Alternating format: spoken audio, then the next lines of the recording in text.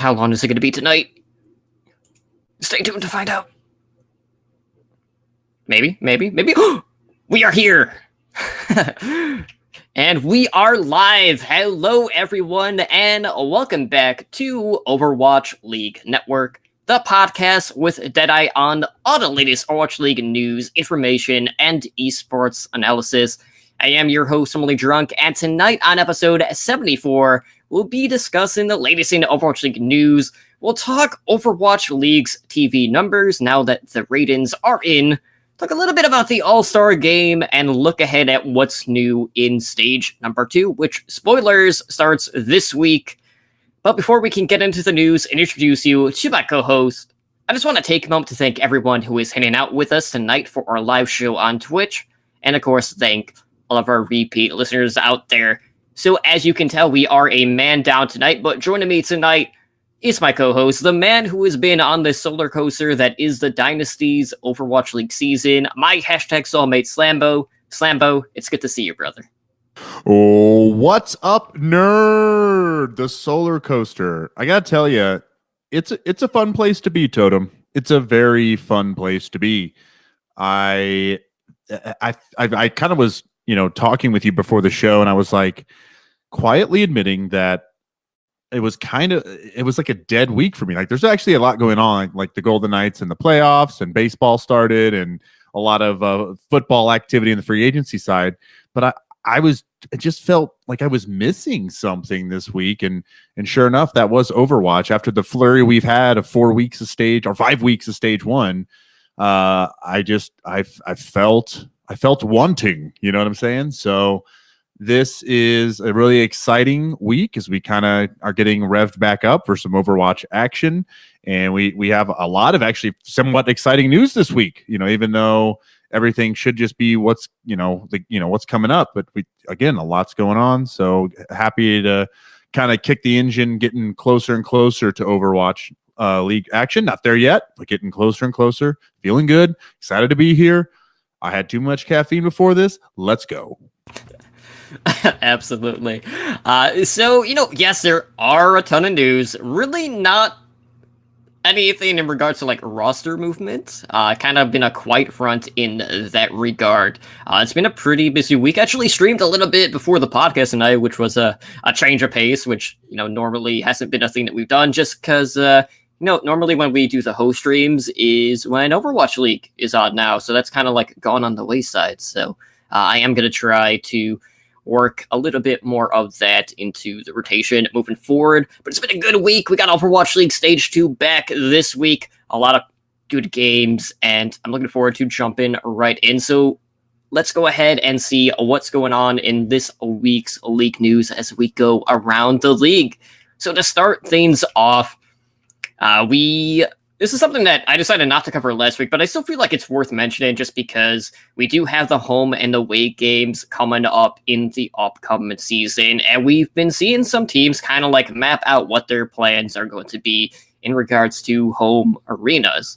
Now, Comcast Spectacor have unveiled their plans to build a $50 million stadium that will be called the Fusion Arena, obviously for the Philadelphia Fusion. So this has been described as the first ground-up purpose-built esports arena in the Western Hemisphere. And this is going to be based in the Philadelphia Sports Complex and seat up to 3,500 fans and provide training space for the Philadelphia Fusion, with construction set to begin this summer. And by the looks of it, chances are probably won't be open for this upcoming season. But I want to get your thoughts on just the amount of space that they're going to provide with 3,500 seats, and how many of these teams are expecting to actually be going out and building an esports purpose arena as opposed to, say, leasing something out for their home games? I don't know. I mean, to kind of answer that question directly, and then I have another thought, which is a little more mean. The first part to me is that I still feel like even though this facility will be set up and geared towards esports, not necessarily more of a neutral space, which is kind of what I'm assuming you're asking about, is in like if you build just kind of a neutral arena, you use it for esports, it can get more purpose out of it. I still think there's opportunity for that. And I think that maybe there's a little bit of a gamble or a bet on the investors that in the future they can hold smaller tournaments outside of Overwatch League from the fan base that they aggregate with the Overwatch League attendance. So it kind of, just might be they have grander things they want to do with that local ecosystem to continue to hold tournaments, like I said, very specifically, or viewing parties for other events, or like, they could use that kind of arena theater setup and play live events from other esports. Again, they'll find ways to monetize the space, even if it is set up specifically for esports in general. Now, another point I really wanted to say, Totem, is I was a bit disappointed with the name. Said it's a little mean, a little negative, but just feels so on the nose. It just feels so simple, so straightforward. I don't know. Don't you feel like there was possibly a little bit more of an opportunity here to be creative? Am I like being too cynical here? Am I being too much of a hater? I don't think so. I feel like, to quote Philadelphia, to be exact, they should have just kept their eye on the prize. Wow. Okay. All right. Very good. 10 out of 10. Anyway, I also wonder if some teams will hold off to kind of see how arenas like this will perform on their own. I feel like if you wait too long, though, you kind of risk losing that connection with your fan base long term or in that local market. So I think this is, everything. Okay, that's kind of a lot of negative stuff. That being said, from the images and the stuff they've shown, it looks fantastic. It looks amazing for me and what my appetite would be and what I'm looking to go experience and what I want. Perfect. I think it's the right way, the right direction.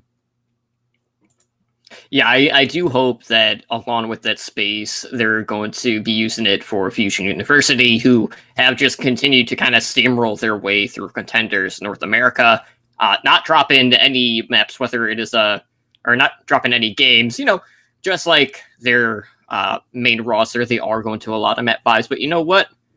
Fusion Uni are clutch and they keep on winning, and we'll see whether or not they can get the 4-peat this season in contenders. But I will say, like, it seems like a lot of people, when they first heard about this, are just like scoffing at the idea that that's going to be the only purpose for this arena. Like, they're not going to hold any other sort of events, which I feel like is just crazy to me. Like, okay, that's what I was saying, right? Yeah. Mm-hmm.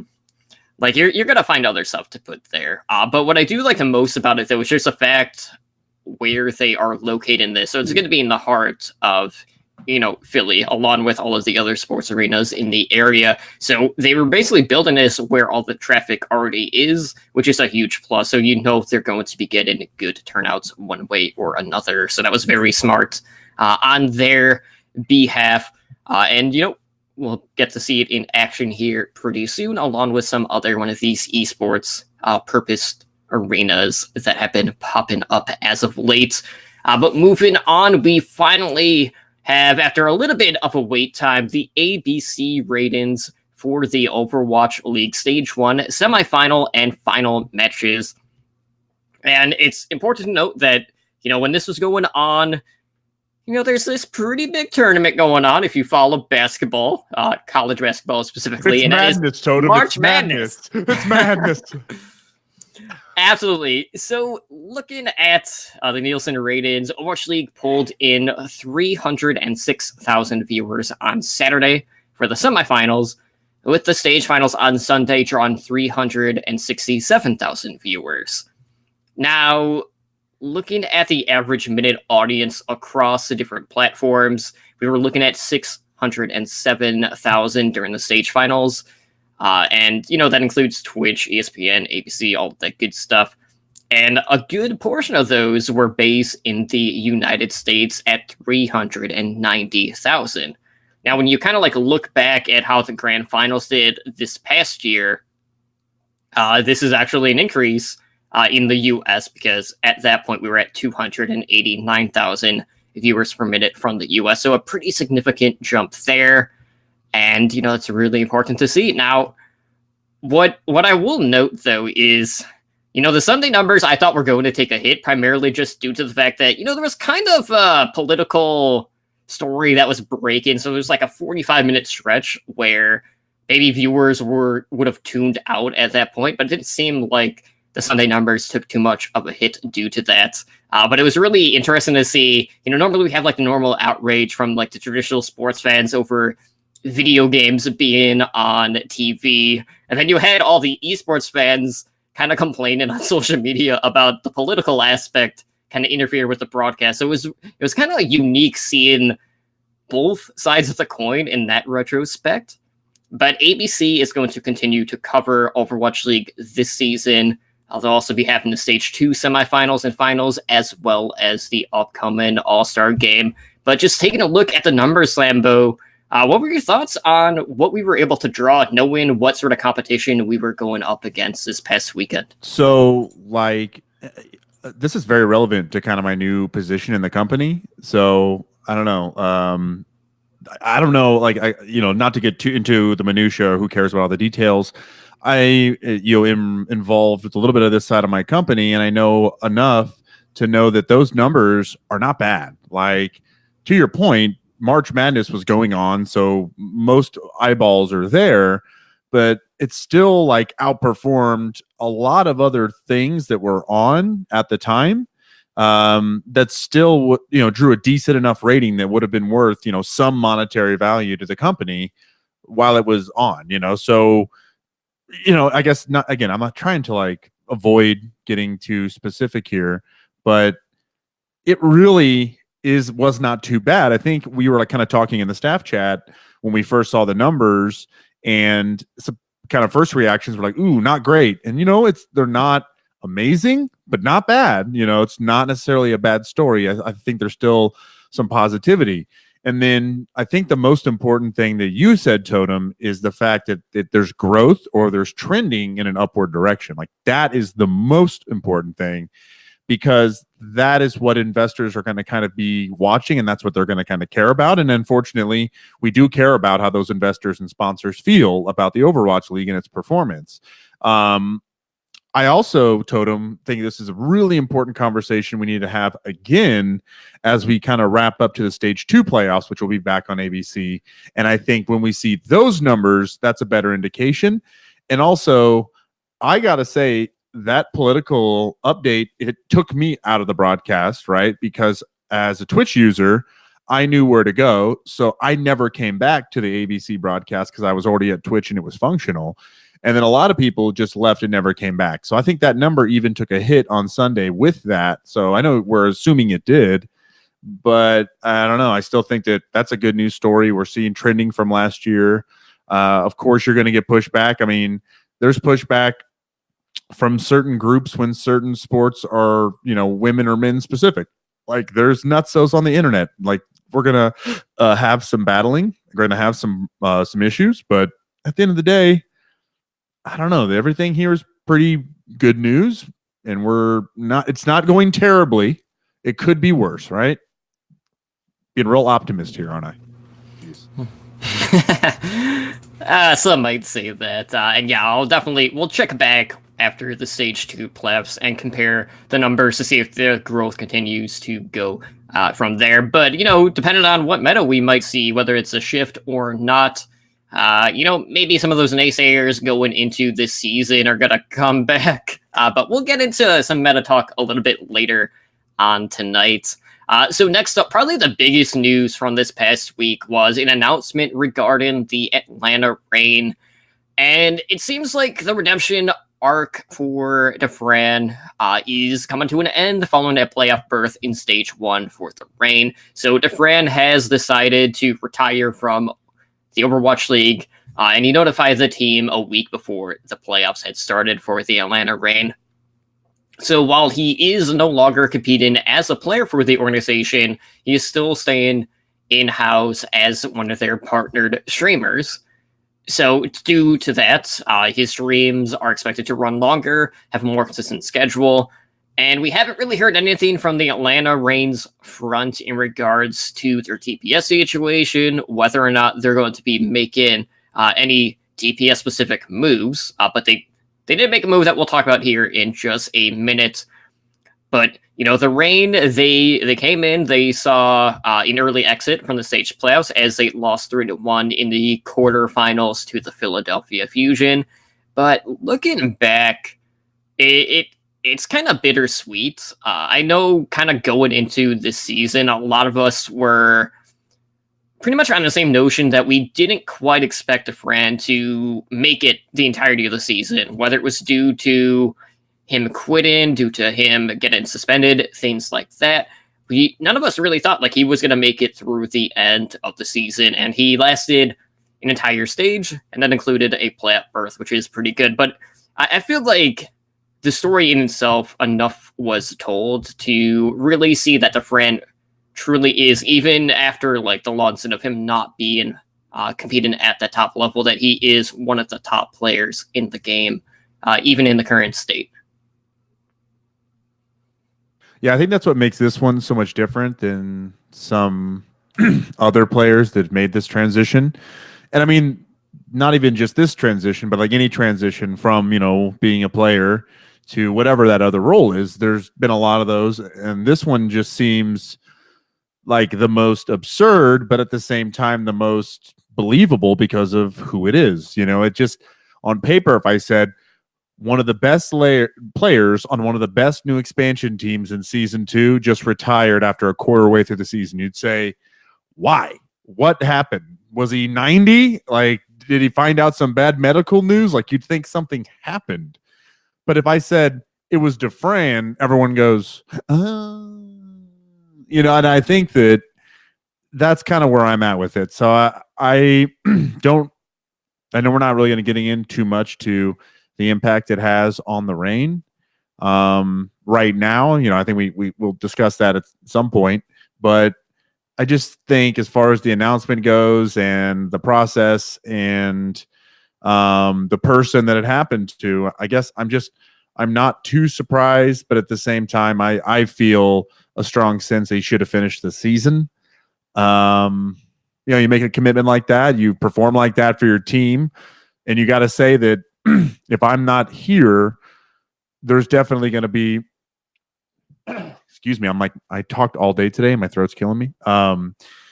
That, I feel like there's going to be a vacuum. That's the word I'm looking for. There's going to be a vacuum on that team that whoever steps in, even maybe somebody that they're going to sign here, nudge, nudge, hint, hint, like signings aren't going to make a difference, right? That's all I'm saying. So long story short, I apologize for going long-winded here, but I think I'm emotionally attached to Fran. I got really excited about him. I sent some love on this show to him a few episodes ago. I was on the DeFran train, and right as I got excited, I got derailed. I think that's why I'm so upset. I'm gonna lay down the microphone now and cry my tears alone, Totem.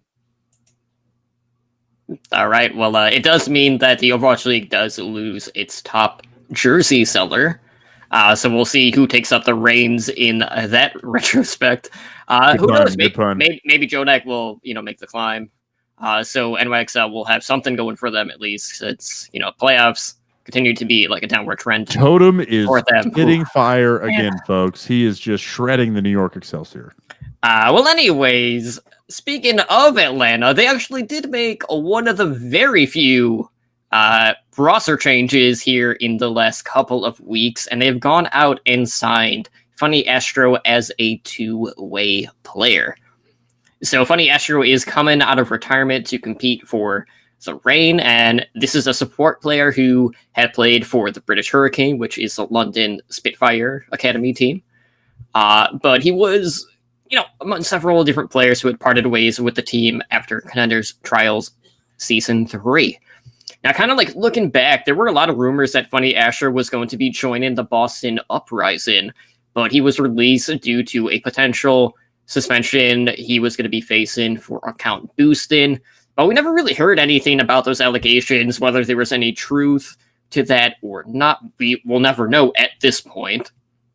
But if there was, it is important to note that, if that's the case, chances are he might see a suspension handed his way. But Funny Astro is going to be the second support on this team, whether it is for the main roster or for Atlanta Academy to compete in Contenders North America. So he'll be joining the likes of Mazah for the Reigns main roster, as well as Ajax, who plays main support for Atlanta Academy. Now, if you haven't followed Funny Astro at all, he does stream a lot of Lucio play, and at one point I know he held ranks 1, 3, 4, and 6 all at the same time on the competitive ladder. And it's just, he's definitely one of the streamers that has always kind of been at the top of the leaderboards on that role specifically. But when you look at the Atlanta Reign, I don't think any of us would look at this team and be like, you know what one of her issues is? Our Lucio play. So I don't know what this signing is going to mean for the Reign overall. I think it's going to have bigger implications on Atlanta Academy as opposed to the main roster. But outside of that, the signing to me kind of just caught me off guard because it wasn't an issue I thought that needed to be addressed on the Reign roster overall. Yeah, I was trying not to spoil the headline or the announcement, but what I was trying to get at was that you're not going to fill the vacuum on the Reign by signing a two-way support player. I was just like, I think that there's a bigger gap on that roster with him leaving. And certainly I think, you kind of nailed it, is that this really isn't a benefit to the Reign. It's to the contender scene. So I don't know. I think it's a fine signing. I really appreciated the way they introduced him. I thought the video was cute. But other than that, I mean, I don't expect to see Funny Astro at all really getting any Overwatch League action this season. I don't think that's the plan. Did we get any details on how long he was signed for? Is it just this stage for now? I don't think it matters. I guess my whole thing is maybe there's a longer play here, to use him on the academy side and then maybe develop him onto the roster later. All right, well, moving on, we do have some details for this year's Overwatch League All-Star Games. So we got the dates, the ticket availability, as well as voting opening up for the 2019 All-Star Game. So All-Star kicks off on May 15th with custom games between the Atlantic and Pacific All-Stars. And then we will have that following day on May 16th, the division squads compete in the official All-Star Game. So if you want to get tickets, they're available now on AXS.com. We'll have custom matches airing on ESPN2, All-Star Game airing on ESPN News. And if you go to the Overwatch League website, you can pick 6 starting players to represent each division. So to cast your vote, all you have to do is go log into your Battle.net account on OverwatchLeague.com. You can build your rosters. And it's important to note with this, you must have 2 players at each role, whether it's support, tank, and DPS, with voting ending on April 28th. So, we're expecting early May to get the starting rosters, and then we'll have 12 reserves for each team being selected by the Overwatch League players, coaches, casters, league staff members. And that will be announced at a later date. And what's interesting is they put player eligibility requirements to this. So to be eligible, you either have to do one of 2 things. You have to be an all-star from the prior year, or you must have played at least 10 maps during the regular season. So, a bit of prerequisites added to this, but really not too hard to meet either one of those. So looking back at, kind of like what we got last year, are you expecting any sort of changes, whether it's to the custom matches or to the game in itself, or maybe like anything like kind of like in between there? Not really. No, I guess I haven't really considered that or thought of that, but no, I don't really anticipate any changes on that front. I mean, to backtrack here a little bit, and I'm sorry to do this to you, but I thought it was just appropriate that I let everybody know that the festivities for the All-Star kicks off on my birthday.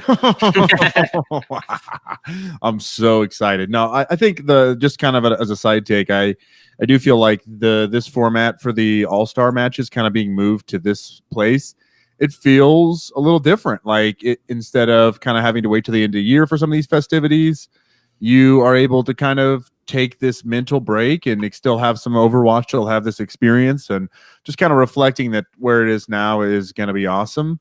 And then the process of picking a team for each division, much harder than you think it is. It's much more difficult. That feels like you almost are like building your favorite fantasy roster, for Overwatch League, and you don't have any restrictions. You just pick any player. It's too many choices. There's so many good players, and there's so few roles on each team. So I'm just calling it out that I started to do that process because Totem's like, oh, I'm doing mine right now. And I was like, yeah, I'll bang it out here real quick.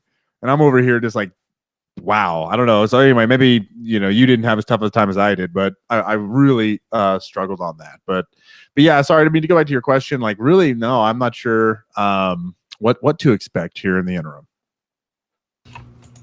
Yeah, it's funny, it's like, hey, we need to select DPS players, right? Well, there's maybe like 5 or 6 people that have actually played DPS in Stage 1 so far. And they're all on Chengdu. So. Yeah, they're pretty much all on Chengdu, or maybe like Haxel on Genji, or something like that. It's just Bumper crazy. On Hanzo. There's my DPS vote. Yeah, well, he's labeled as a tank player, so you can't even do that. I know the rules. I'm just kidding. Well, anyways, I know you mentioned, you were still working on your roster, so I'm quickly gonna pick or show who I had voted for. So for the Atlantic Division for DPS, I put Nene and Carpe. For the support line, I picked main support Mazah from Atlanta Reign, with Jonak being the flex support. And then on main tank, I put Fusions, paired with Meko for off tank.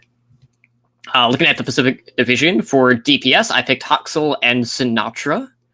With support, Moth and Shu. And then I picked Bumper and Michelle for the tank line. So a bit more flexibility with that roster. Also, you can have Haxel kind of like playing the Brigitte, assuming that is still, a thing at the All-Star break. Who knows? But if not, you could just play a ton of Genji, which is also good because you can just run dive with Haxel and Sinatra. So there is that. Not a bad idea. But outside of that, I will say, I think the hardest thing for me to vote for was the Pacific support line, just because there are a lot of good flex supports in that particular division that I really like. I know I was kind of like on the fence about whether I was going to pick like Hotba or Michelle, but I'm a little biased as a soulmate. And Michelle, like a little bit more versatile. So like, I certainly feel like the quality of the Sombra play for Michelle makes sense there. Yeah, I don't know. The Pacific Division support is it's stacked, and then Atlantic has Jonak. So like your flex support, no matter, he could be traded tomorrow and he's going to find that role, and understandably so, on anybody's roster. So I think he's definitely the shoe-in. Who was your main tank? It was Fusions over Mono, really? Okay. All right, that was surprising. And for me, it was more. Yeah. For me, it was more just the engagement that we get from him as a player. Okay. All right. Fair enough. And then I'm gonna say, like, I haven't finalized my picks, but I think I fundamentally disagree with both of your Pacific supports. Wait, no, Atlantic supports. I want to say, was it Shu and Moth? Or that was Pacific, right? Anyway, the whole thing is that duo. I know what teams are on.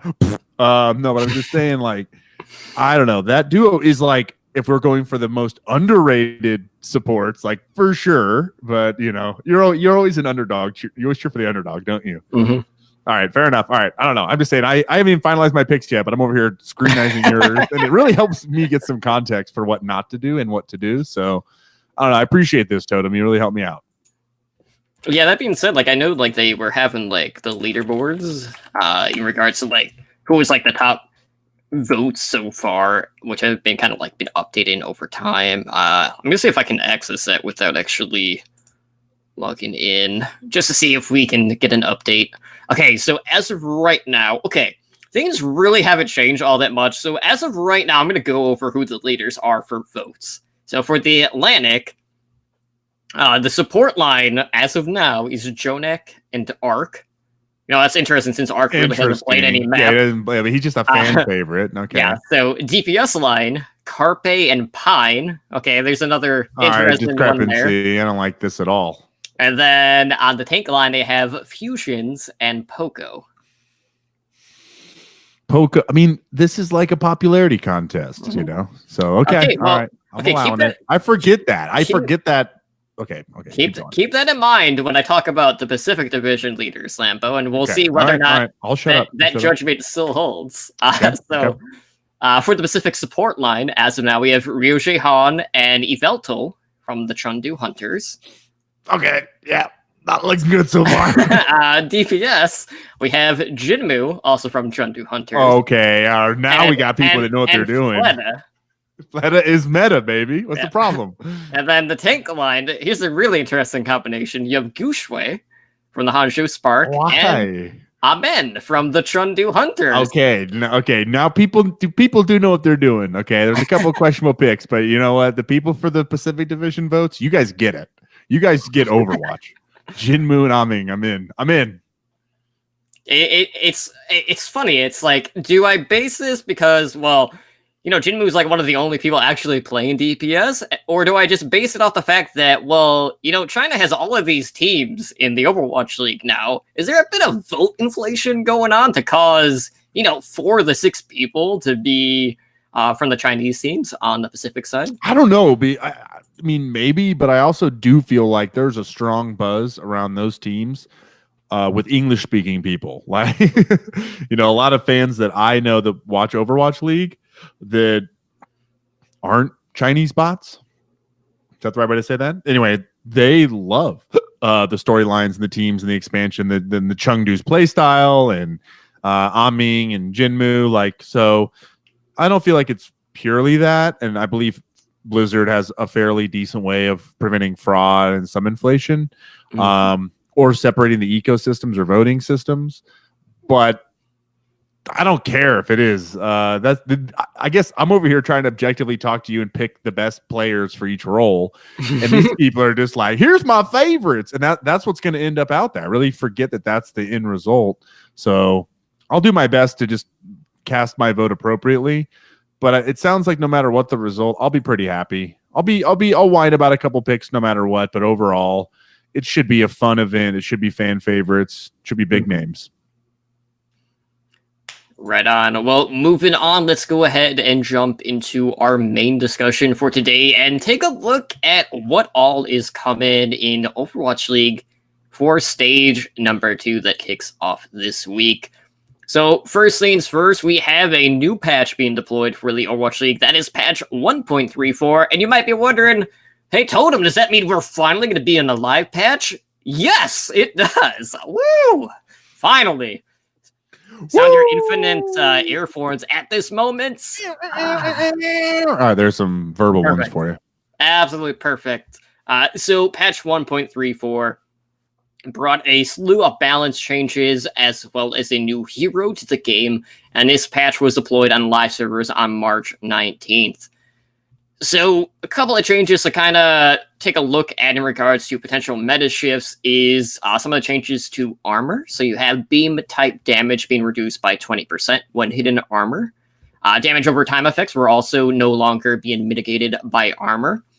We have changes to knockbacks where the distances are more consistent, and flying heroes are now being able to be knocked back and slowed. And Seba, I will note, I haven't been on a ton since this balance patch hit, but the one thing that I always underestimate is that change in particular because of the boop duration and length that you get. I can't tell you how many times I see a diva kind of like swoop in with the boosters, and I get like punted. So that's definitely going to be something to keep in mind where Winston play specifically with the Primal Rage is going to be seeing a lot more environmental kills just due to that. So outside of that, you know, there's a slew of other changes. I know they nerfed the Nana Boost heal. Doomfist got his cooldowns reduced. We got Junkrat Frag Launcher impact damage being increased. Some changes to Lucio in regards to his speed boost amp being nerfed, as well as the speed boost effect being nerfed. Moira got a couple of buffs with their total heal in and the heal over time duration. And the list just goes on and on. You know, you got Orisa being able to move faster while firing. Soldiers, pulse rifle damage being increased. Wrecking Ball being able to shield when he's in ball mode, which is a pretty big deal if you're a Chengdu Hunter. Yeah. And then, there's also the Discord effect being nerfed for Zenyatta that really impacts literally everything in the game. So that's a lot to kind of take into effect. And we've never had a patch in Overwatch that has impacted so many individual heroes in the game since launch. And if you factor in like the bug fixes as well, patch 1.34 touched 26 out of the 30 heroes in the game, and that's just mind-boggling to me. So it's one of those situations where either nothing is going to change or literally everything is going to change, and it's kind of put us in a spot where you kind of think, well, teams have had limited time to practice on a new patch, so are we going to see a lot of meta shifts? Are we going to see a lot of 3-3 still being rolled out? Will we see Reinhardt and Zarya comps maybe see a little bit of a nerf since Zarya was another one of the heroes that got touched? I honestly don't know, but a lot of word of mouth is kind of going around about 3-3 still kind of being at the forefront right now. And, kind of circling back to something I was talking about in regards to the viewership, there were a lot of naysayers going into stage 1 about the state of the game, and if Overwatch League was just going to be 3-3 or GOATs, that people weren't going to be tuning in, and the viewership does not showcase that. The viewers are still there, but do you feel like we might see a bit of diminishing returns in regards to the viewership if we do not see a meta shift despite all of these changes that are coming to the league?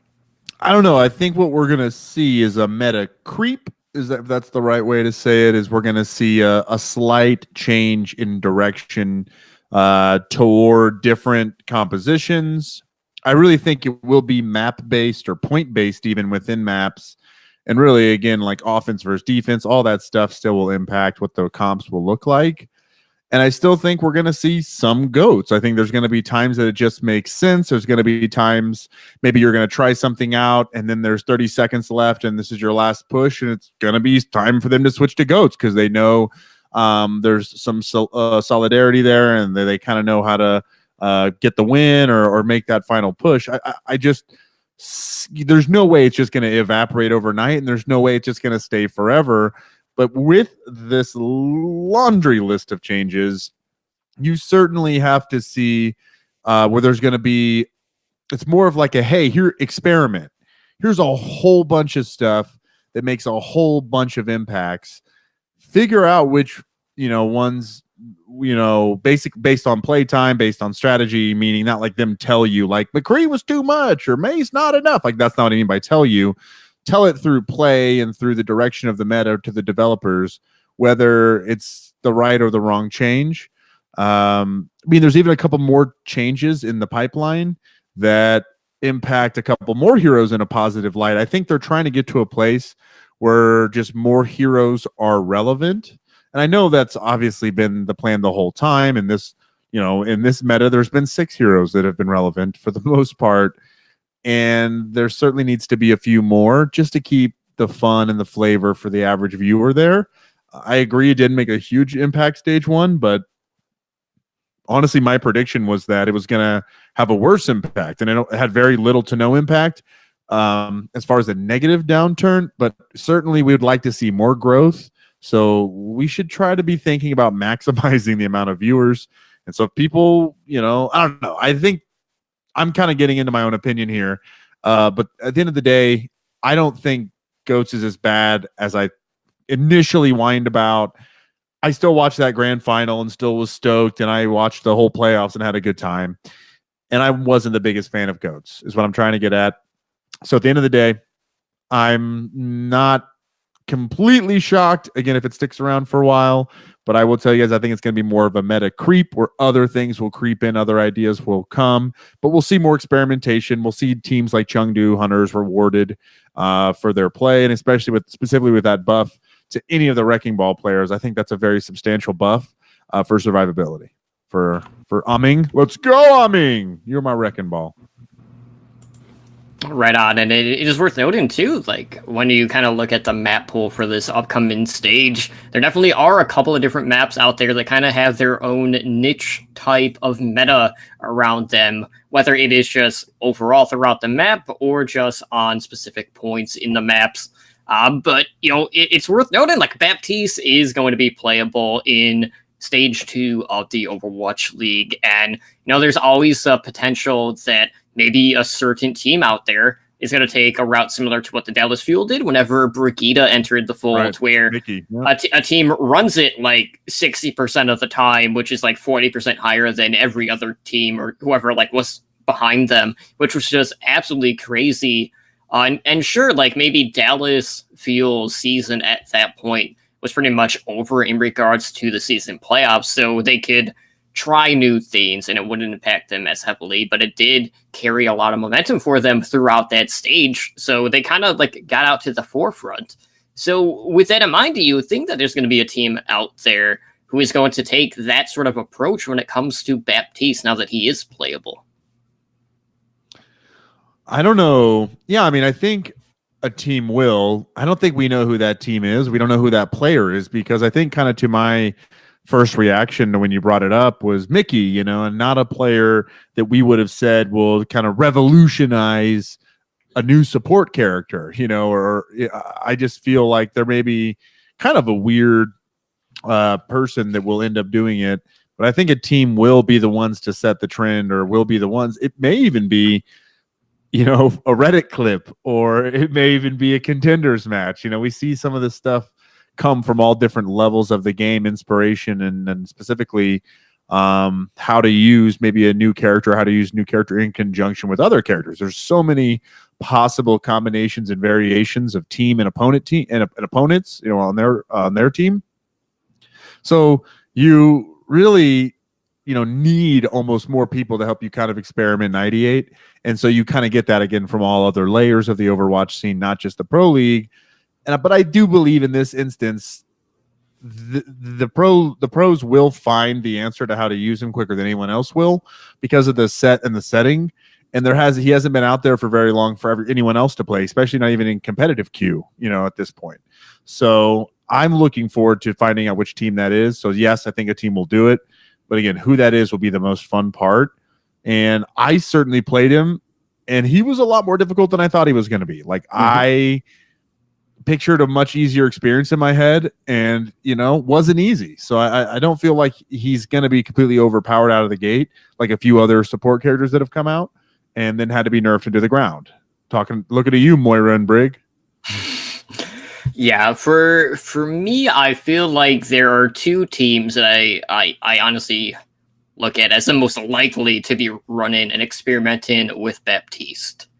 One, it might be a no-brainer because, well, they haven't won a game yet, but there's also a very fitting person who would transition nicely to that role. So I'm talking about the LA Valiant. Well, who do they have for support players that also play hitscan player? Well, they have Kareev, who honestly looked absolute trash tier on Zarya, which we touched up on quite often throughout stage 1. But Kareev, going back to last season, was playing a lot of hitscan for this team, and he had transitioned from the support line. So that's a natural fit because you do have the damage output of not necessarily a hit scan DPS, but it plays into that hand because of the burst damage that it does, which is very similar to what most Soldier 76s prefer to do when it comes to their main fire with that hero in particular. And then the other team, if you're looking at from like a healing perspective, like someone that has maybe been stuck in Brig jail, look at someone like Drake, who could get a lot of healing just due to the way that the lobs work with the alternate fire, because he does play a ton of Junkrat. So I feel the Valiant and the Outlaws are the two likeliest teams that might be experimenting with Baptiste early on. But at the end of the day, it's also one of those moments where that is very high risk. And for the Valiant right now, they can't really afford to have a bad stage, because another bad stage basically puts them out of contention already for the season playoffs. For the Outlaws, this is a team that is probably going to be near 500 for a majority of the season. So it does seem very likely that towards the end of the season that they're going to be part of that play-in tournament between, the 7th through 12th ranked teams at the end of stage 4. But I just feel like they have the best toolkit to kind of jump into that specific type of hero and do very well with it. And hopefully, like in Jake's case, he won't be as garbage on that hero because it'll be similar to his main as opposed to Brigitte, which was definitely a struggle. All right, I like it. I don't know. I think I agree with both of those as potentials. I like the way you laid that out. I've been trying to sit here and kind of conjure up some kind of a counter, maybe even like a funny call out for a team. Or I was just going to pick a really random team to call out. So if that team happened to be it, I'd look like a genius later. But yeah, I don't know. I don't really know who it's going to be. I don't know. I think that the two teams you named have a good chance, but I think every other team has just as good of a chance because, again, it could be a player we don't expect. It's not the Jakes that we have the skill set we think translates. It's the person we don't see coming that we're like, apparently they're a Batiste main.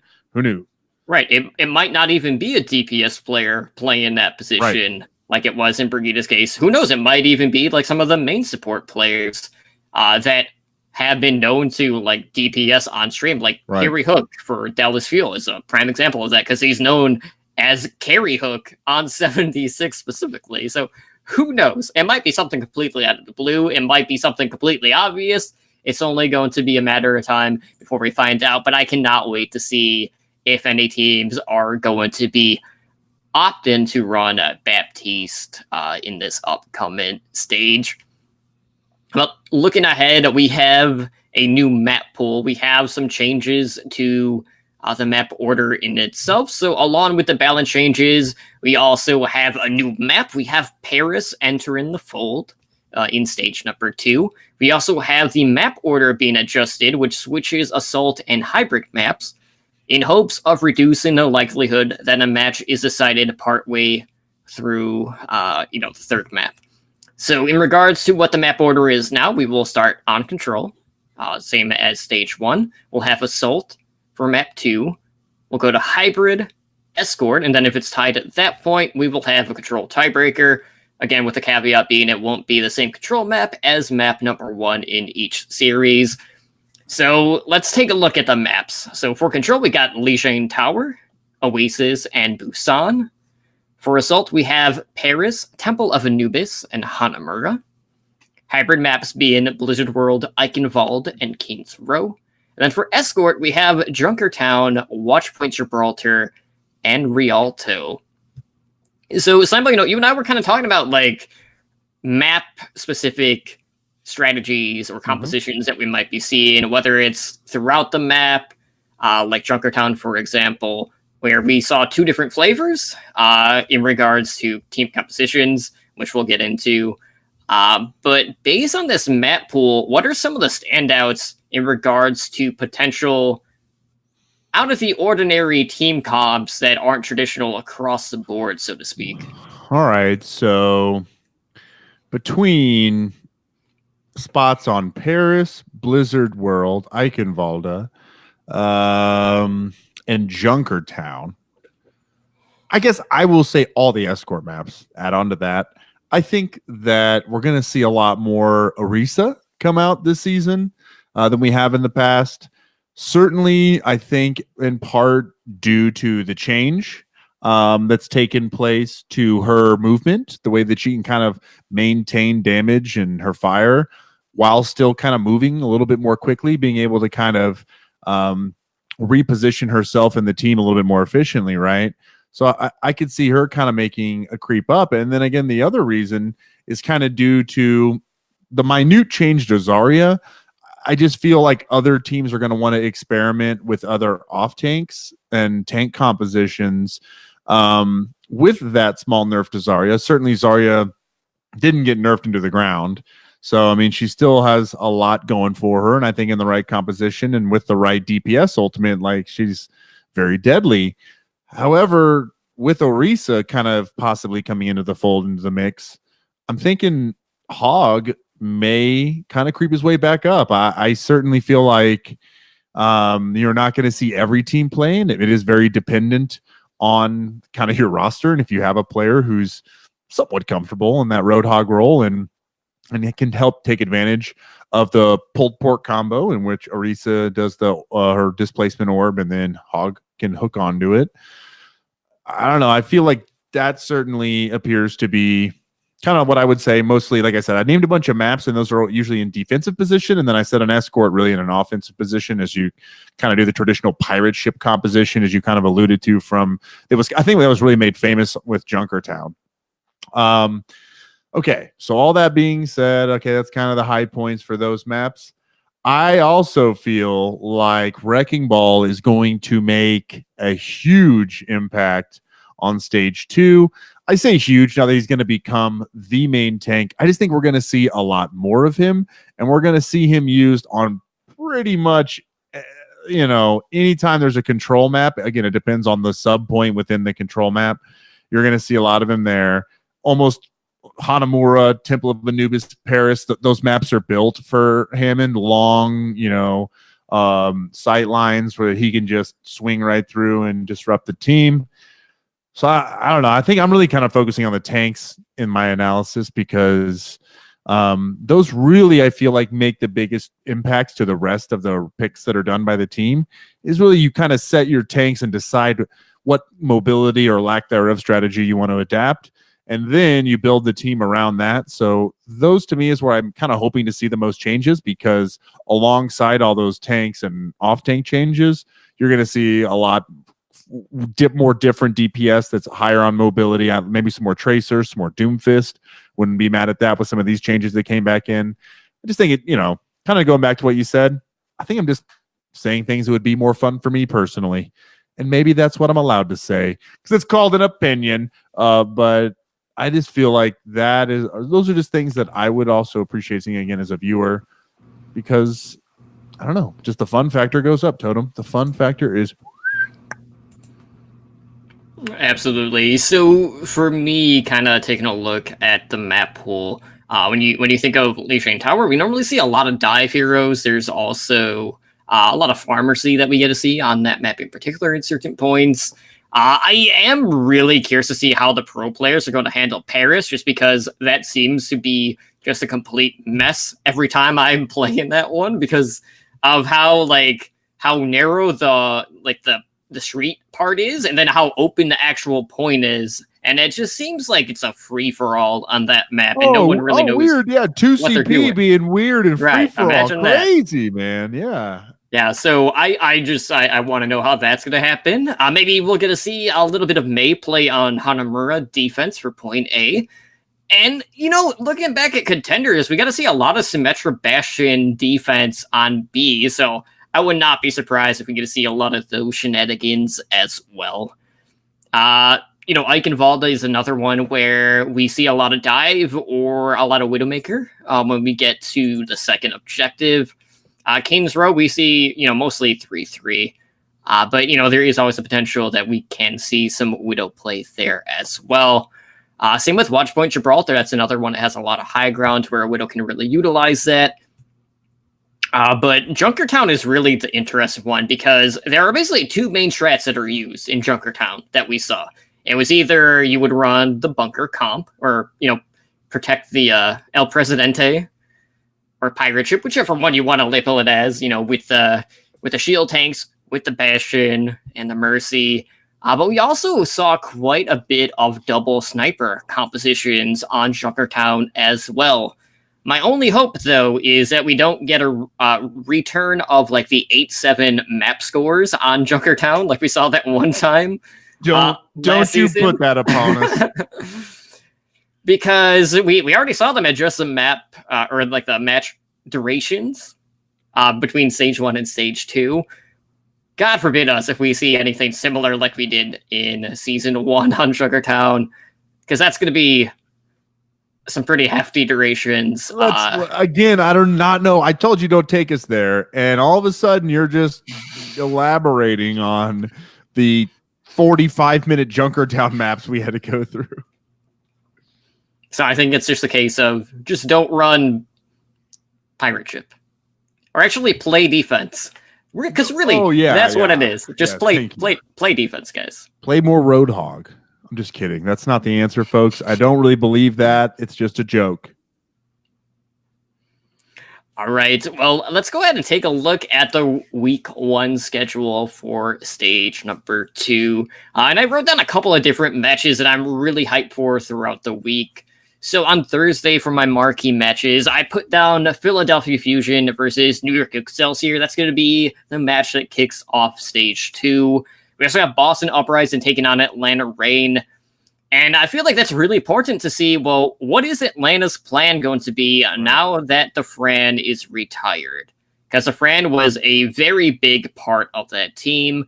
His Zarya was definitely one of the main highlights for the team as well. So is someone else going to take that mantle? Are they just going to forego running Reinhardt Zarya compositions? I don't know, but there's a lot of question marks about the Reign and just how big of a blow the Friend retiring is going to be for the team.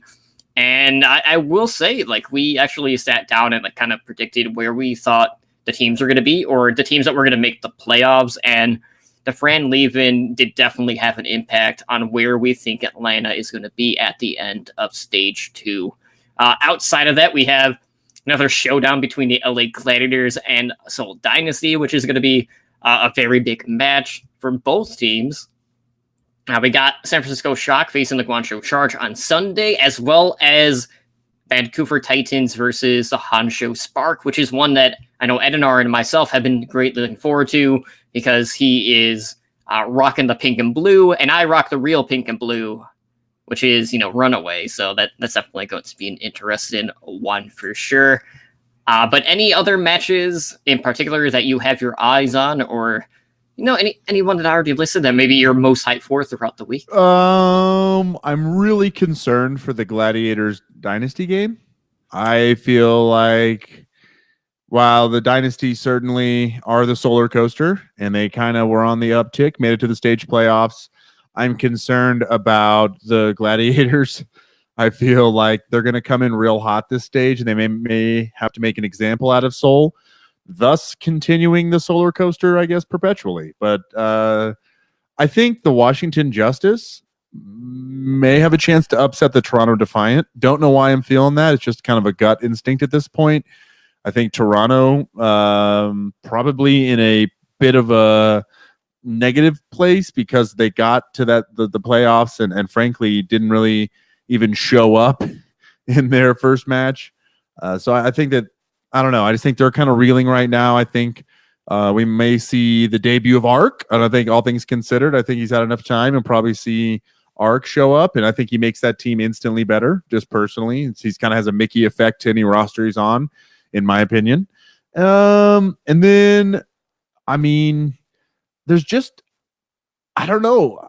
Other than the matches, some of the ones that you called out and the one that I just mentioned, a couple that I just mentioned, it's not the strongest week for games and matchups, but I think what we need to maintain and remember as fans is that this is a new stage. It's kind of 0-0. Like there is a grand season record, yes, but there's kind of a new set of stakes and everyone gets a reset. So teams have a chance here within the stages to really do something in the 7 games that's impressive. And it's, something that I've got to keep in mind because I'm over here saying out loud, like, I'm not excited about as many of these games, but really, again, it's like a start of a brand new season. Everyone has a clean slate.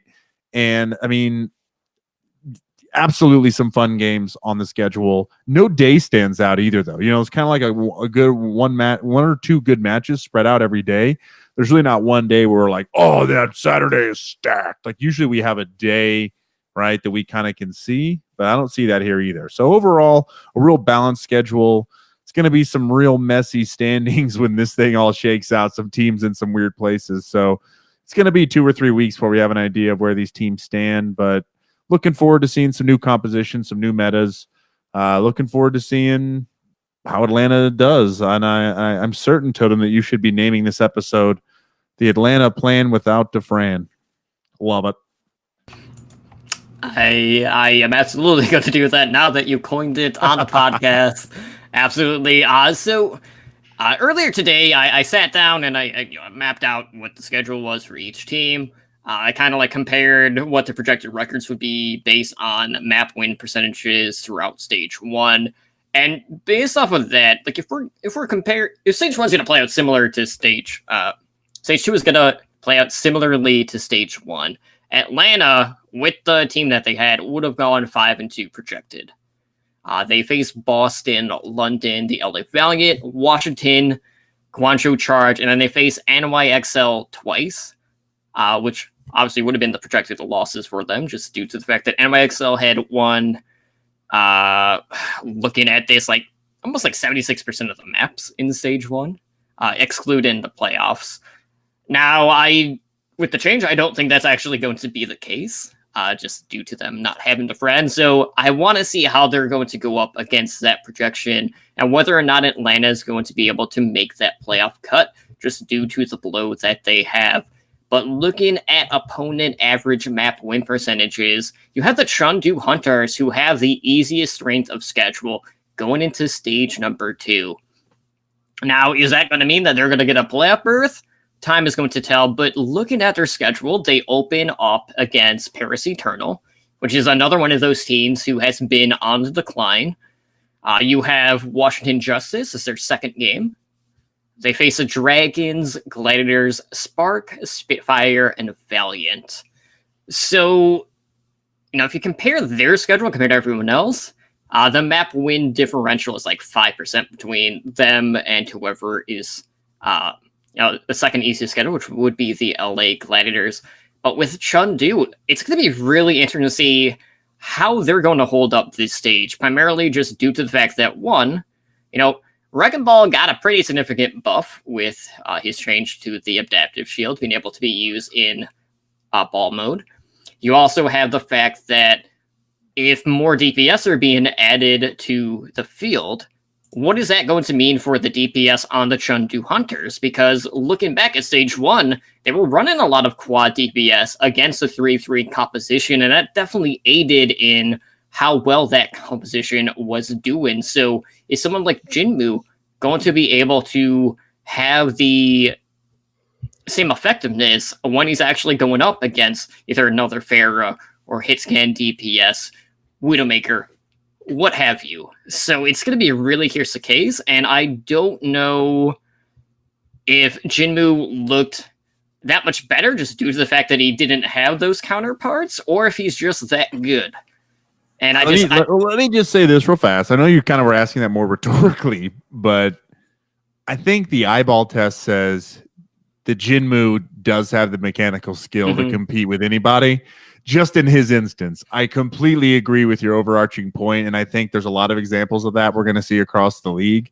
But just in his case, the things I've seen him do on Hanzo and Pharah were no accident. Very intentional mechanical skill. All right, sorry to interrupt. I apologize. That's it. That's it's good. I mean, outside of that too, the other thing to consider is, like, let's say for the Gladiators, yes, they have the second easiest schedule in stage 2. But there were a lot of moments throughout stage 1 where Roar was not getting the protection, or he was diving in alone and just getting picked off immediately. Just because you have that easier strength of schedule doesn't mean that trend isn't going to continue. But I definitely feel like the Gladiators are kind of in a position now where if Roar continues to kind of play in similar fashion, I really feel like they have to look at bringing in Panker to start playing some maps for the Gladiators, just because I don't think that Gladiators, even with the momentum kind of shifting, can continue to keep playing that same sort of mentality. I feel like with a Winston buff, now's the primary time to put Panker into that position for that team specifically. Yeah, I like that call out. And I mean, that's another reason that I think the Gladiators are a pretty dangerous team is as the meta continues to shift, that's a pretty deep roster in a few different key positions, and have done a good job of kind of spreading out their talent. So I don't know. I think that they're going to be a team that's in a really good position. I'm really curious to see how much of a diminishing return there's been on some of these DPS players' skills. And if there's been more time for other players to kind of work their way up the ranks in regards to sniper play, because right now there's some really kind of key sniper and hit scan players that have been playing a completely different style and mentality of game. So I'm really kind of fascinated, just, league wide, what impact all this Brigida and Zarya play has done to some of these like kind of top tier DPS players. Mm-hmm. And I think that we're going to, again, because of this creeping meta shift, I think that that's another element that makes some of these games exciting. Sorry, to kind of take it that route was, fine. But I really just want to give you some props here, Totem. I mean, Totem, ladies and gentlemen, did some freaking math. This guy broke out spreadsheets, did his own calculations, did his own conversions inside Excel. This guy is doing the work, folks. I'm sorry, Totem. I know you don't need me to do this for you, but I linked it. Well, I know, but it's fantastic, and it's actually been a great reference for a couple of other things. And I don't know. Anyway, I just want to give you some love for the work you did. But this is I don't know. This stage, I really would like to take a look at what you've done here, and then I want to compare this to kind of the end result, and I want to see how accurate this is based on strength of schedule. And I think that's so hard to calculate that, though, because of the shift in meta, So I don't know. It's also the player movement, too, because this is based on the Stage 1 roster. So, I mean, based on that alone, Atlanta and Washington definitely have the most potential to see a shift in what the projections are. Certainly. So outside of that, too, another thing that I'm really anxious to find out is what the approach is going to be with the tanks, obviously. So in Stage 1, in the 3-3 meta, it was pretty apparent what some of the glaring issues on each team were. And I felt like a lot of it kind of revolved around the main tank and Zarya pairings on teams. So, for instance, like with the LA Valiant, this is a team that struggled with this mightily. You had Karif playing the Zarya on this team, who did not have the best bubble management. Fate was having an issue with playing his normal playstyle just due to the fact that he wasn't getting protection. So he was constantly like trying to be playing on his back foot, which puts him in a bad spot. And yes, it's definitely worth noting, Fate did not have the best Earth Shatters in regards to the Reinhardt play that we've seen. It was honestly probably one of the worst in the league in that retrospect. But there's a lot of potential for it. Maybe the Valiant to be one of these teams who are going to be experimenting with different tank compositions as well. I don't think that the Rhine 3-3 meta is going to be as prominent throughout this stage. I feel like due to the knockback changes, the Winston variation of 3-3 is going to see a pretty significant rise. It might not be meteoric, it might not be the go-to per se, but I feel like for certain teams out there, and this is talking about Philadelphia specifically, they did not have the best Rhine goats. Their Winston goats, not too bad, but it seemed like they were one of the teams that heavily had to rely on Winston. So I feel like if we do see a continuation of 3-3, that in Stage 2, Philadelphia is going to come out better than what they were doing in Stage 1. Yeah. I don't know. Yeah, I mean, I guess I don't have anything to elaborate on that. I don't know. I think you're right. But is there a team that you think is going to, like, outside of Atlanta, who's made kind of, an extreme change on their roster? Is there a team that you see that is going to skyrocket or sink to the bottom that has nothing to do with anything other than like possibly a meta shift or just maybe even an emotional shift? Is there a team you see doing that? Man, I feel like the two candidates that you kind of have to take a look at are probably Toronto, just due to their playoff performance, where I feel like their playoff performance kind of like, I don't know if it like took him off guard, but I feel like it definitely knocked him down a peg. Chengdu Hunters are another case where we'll probably see a good rise out of them. And I really hope that they can take advantage of the schedule that they have, because I'd love to see Chengdu actually reach the playoffs. And outside of that, Paris is another one of those teams who performed not quite to our expectations. And I feel like if we're so to get 3-3, it's going to be kind of a pitfall for that team just due to how Soon and Shadowburn performed. But if we see DPS kind of like added into the rotation, I expect them to see a little bit better play overall, but I feel like the team that has the most to gain from stage 1 to stage 2 is probably going to be Chengdu. Like, I would not be surprised if they end up finishing like 5-2 this stage. I feel like they'll be above 500. But outside of that, it's kind of hard to say just because we don't know what the meta is going to be. We don't know if there's going to be a drastic shift. But, you have a lot of teams that mightily struggled in stage 1. And, Washington with Arc on the field is probably going to look a lot cleaner. And I feel like that was a team that looked better as stage 1 progressed. So I would not be surprised if, Washington maybe picks up 2 wins in stage number 2. But that's not like being too crazy or anything. Doubling it. Whoa. I think the Guangzhou Charge will surprise a lot of people. I don't think they have a particularly too difficult schedule. I think they may be able to take one game off the shock of the 2. And if they can do that, I think they can end up with like a 5-2 or 6-1 record with that schedule. So I think the Guangzhou Charge will do well this stage, but I don't think that's more of a statement of the long term over the course of the entire season. But I think this stage, that will be a team that will move up a lot of people's boards because of their strength of schedule. Yeah, and outside of that too, as a soulmate, I do want to point out the fact that we faced Vancouver Titans not once, but twice in stage number 2. Oh, you notice I haven't talked about the Dynasty this segment. It's because I don't know. I mean, outside of that, it's very winnable schedule, but it's just, I don't know. Those matches, they're painful. Like, we understand why, but they're hard for me. I am hoping that, maybe since we completed so many maps against him in the playoffs, that could mean that, there's a better shot at success against the Titans in the regular stage. Because, not every team fared so well against the Titans in their playoff run, seeing as, they kind of like swept their way to the finals. Yeah.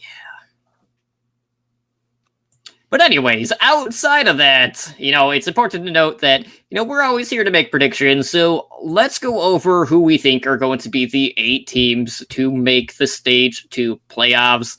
And we had all of our hosts sit down and rank these. And honestly, we'll probably end up doing this for our Power Rankings video this week, just because, I feel like everything would be a little bit too streamlined just due to the stage playoffs. So it'll be pretty obvious who would move up and move down in that case, with basically all the non-playoff teams just kind of chilling where they were at.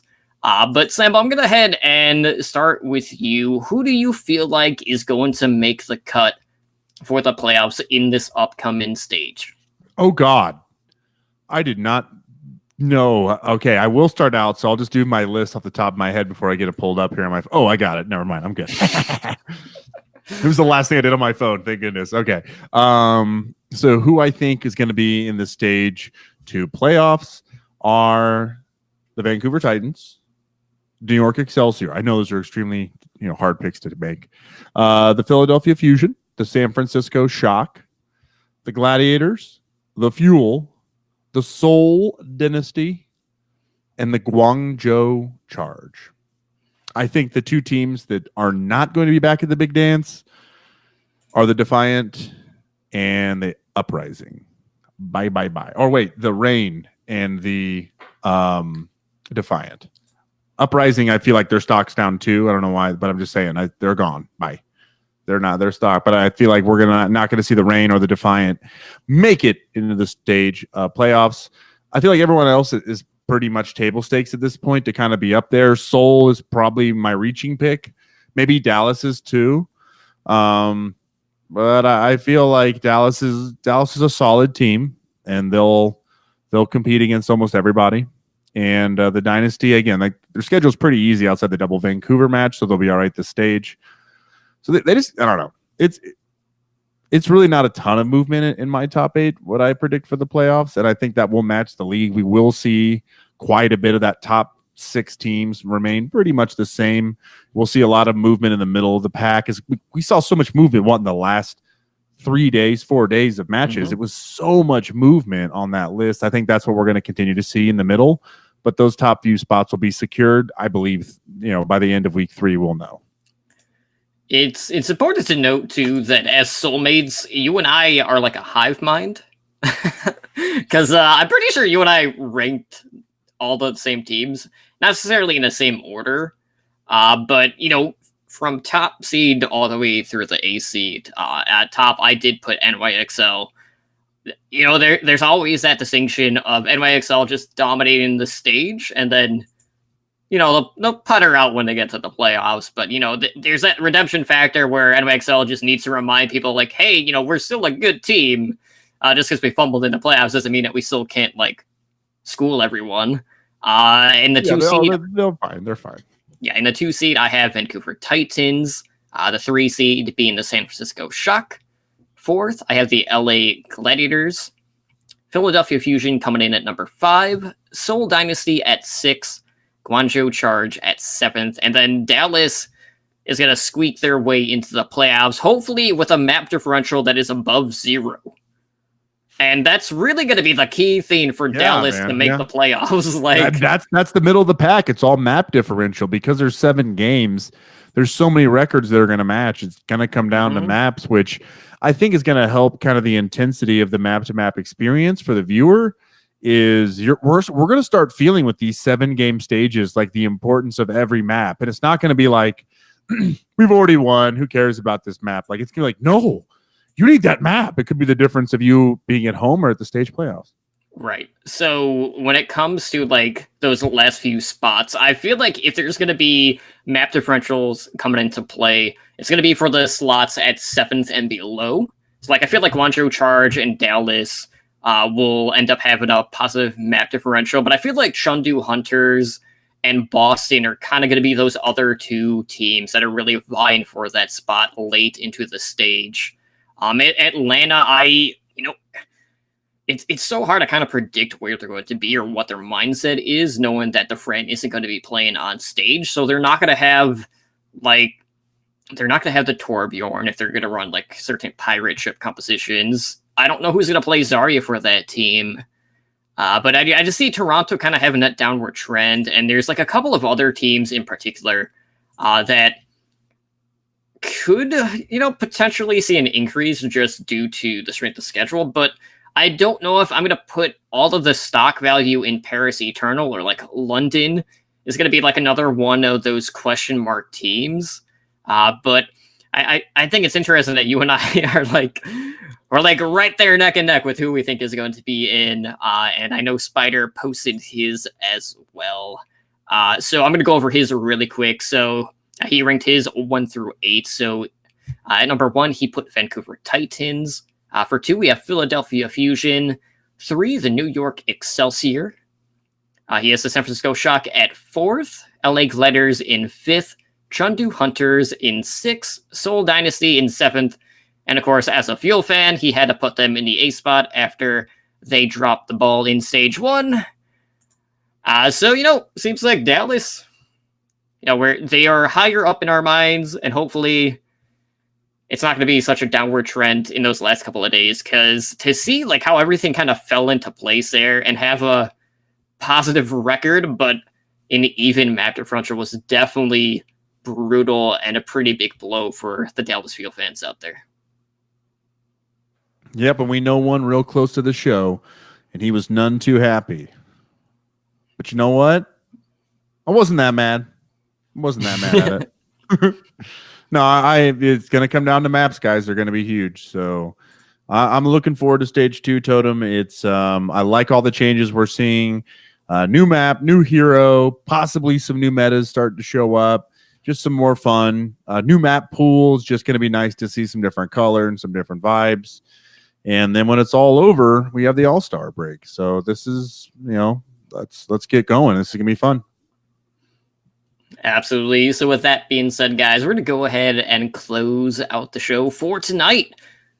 So if you guys want to help us out, one of the best things to do is to go leave us a review over on iTunes. We're always looking for feedback and constructive criticism on how to improve the show to make for a better listening experience for you guys. We also have our Overwatch content hub in Overwatch Recall. So there you can find our podcast directory that covers, Overwatch, Overwatch League, Path to Pro, Fantasy Overwatch League, over on our website at owlnshow.com/OW Recall with episodic listings posted Sunday nights. And of course, we have our Twitter at OW Recall. And I do have a new interview out on that feed with casual Overwatch League fans. So that was with Alluremore and Howler. So be sure to check that out.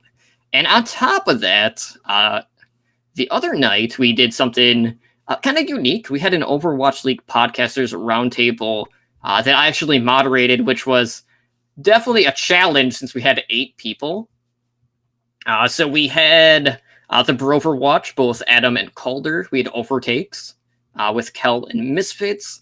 Blazin' Bob and Melarina from Overwatch League Recap was on that, as well as my co-host Ramses from OWL by the Numbers. So on that roundtable, basically discussed the surprise of Stage 1. We talked about the 3-3 meta, what the new patch would mean for Stage 2, potential chances at seeing Baptiste, all of that good stuff. And of course, we talked team parity and we got really off topic talking about mac and cheese for 20 minutes. But definitely go check it out. It is available on both the Overwatch League Network and Heroes Never Die podcast feeds. And I know Overtakes and I'll Recap both have the video version on their respective YouTube channels. So definitely go check that out. And it's definitely something we're planning on doing at the end of each stage. And who knows, maybe we'll see an expansion of it and be able to have more than one if there is enough interest. So definitely good times. And it ran for 2 hours. Definitely go check it out, though. Do it. Just do it. Hit that download, subscribe, all that stuff. But outside of that, you can support us via Patreon. So if you want to show additional support for us, you could, help pay for the, Libsyn fees. There are a lot of them. And, kind of uploading a 2-hour podcast at the end of the month. Kind of hefty on the storage space. But there's a lot of good stuff on Patreon, and we have tiers starting at just $1 a month, which is an amazing value. Consider that, what we do is, free to download, but any help is greatly appreciated. So you too can join the likes of Blazin' Bob, Brendan, and Gabby in helping our network grow. So thank you again to everyone that is pledged to us on Patreon, and we thank you for your continued support. But Slambo, we have so many different ways how our listeners can get a hold of us. So why don't you go ahead and plug our social media platforms? Certainly. We can always start by sending us an email, contact@owlnshow.com. Our website is www.owlnshow.com. We're on Twitter @OWLNshow. You can check us out on YouTube, youtube.com/Overwatch League Network. Our Discord, which was recently updated, thank you, Totem, for the maintenance, discord.me/OWLNshow. We're always live on Twitch, twitch.tv/OWLNshow. Just keep in mind, we are a Twitch affiliate, and so when you toss us some love and hit that subscribe button, we give you our sweet network emoticon.